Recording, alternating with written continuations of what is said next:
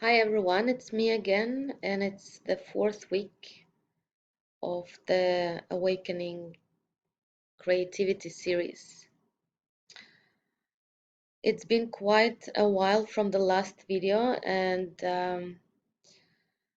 part of the reason is the topic itself. I'm going to talk today about establishing the sense of security and safety.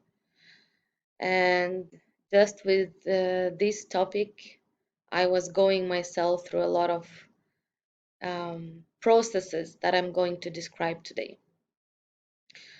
So, for the beginner in any creative field, it's really important to have the sense of support, being supported. And especially when we start something as kids, for instance, painting or drawing, um, not having any judgment or trying to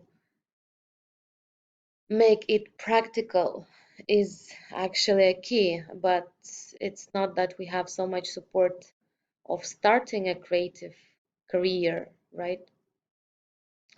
How many times have you heard that um, choosing smart profession uh, with all the benefits, with safety and security within, is so important instead of actually following this silent and very quiet inner voice. And that's how the artist's shadows come up. They choose professions that are usually within the community of creative professions. For instance, becoming, instead of talented speaker, becoming a very good psychologist, or being an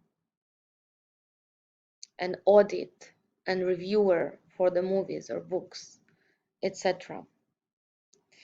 A lot of imposed negativity from the childhood or parents or society um, bring false belief about self. That's why it's so important protecting and nurturing your inner child, and especially going slowly when you just start um, drawing or you just start performing, not comparing to the most successful artists or performers, or even judging, and not accepting the judgment from others. Really nurturing and uh, keeping it safe, like a small seed that has to grow in safety, and just pouring a little bit of water, giving a little bit of sun, and not taking it out every time to see if it has grown or not. So, to awaken the genius from inside, we should be also ready for the failures and accept ourselves being a bad artist or bad performer before we can actually become the good ones. And there are so many techniques nowadays to work with those negative beliefs or stereotypes or fears and programming that we got. Some of them are like NLP, tapping techniques, Theta healing, journaling is also one of the simple ones. You can do your search and see which technique is good for you. But one of them is affirmations. It can help you really understand what are your negative beliefs about self. So start writing affirmations in the mornings, right after you journal, for instance, claiming that I am successful, I am worthy, I am talented, I can have success on all the aspects of my life. And this will actually bring out maybe some of those negative beliefs that prevents you from becoming and starting your creative path. Those can be like it's too late for me, or I will lose my friends and family, no one will understand me, I will be a failure, I will be poor, etc., etc. But yes, when you look at those, when this inner voice bring them out to you, and ask, why cannot be a different story? So a few practices that I recommend today is try to remember your three childhood monsters that were your enemies of the creative expressions. Those people perhaps that were criticizing you, or the traumas that you experienced due to them. And um, for example, it can be lack of confidence in yourself. This is one of the big topics that I am personally been working quite a lot for some time now, being in this new area.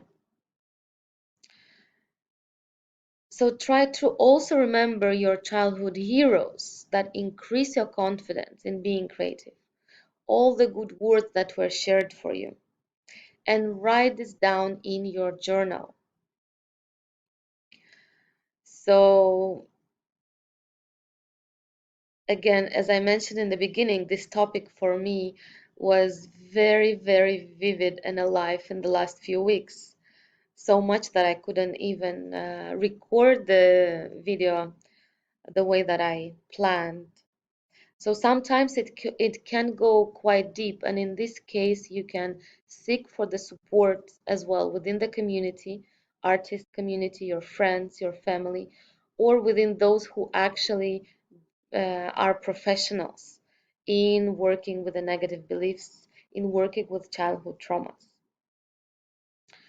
or with energy healing. So one more exercise that I want to give to you is, imagine if you have 5 lives and 5 different lives to live. So what would you do? What kind of profession would you choose?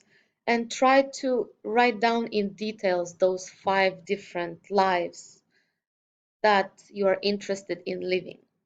For instance, maybe in one life you can be a writer. In another life you can be a passionpreneur or a social entrepreneur. In third life you put all the details, becoming an artist, a painter, or a dancer. And yeah, try to play with it. Try to have fun with this. Use your imagination, use your creativity. And I think one important thing is to allow yourself to feel anything that comes up. If there are any negative emotions or beliefs that are coming up, without judging, allow them to be, and allow to feel sad or feel lost. I've had this for the last week quite often.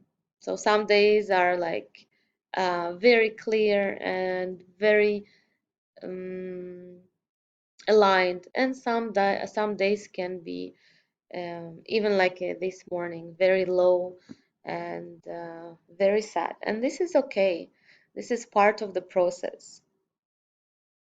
So thanks again for watching and listening. Let me know if you have any questions, and if you want to go deep again with the program that I'm offering, the private one-on-one mentoring and healing program on awakening your creativity. And see you next time.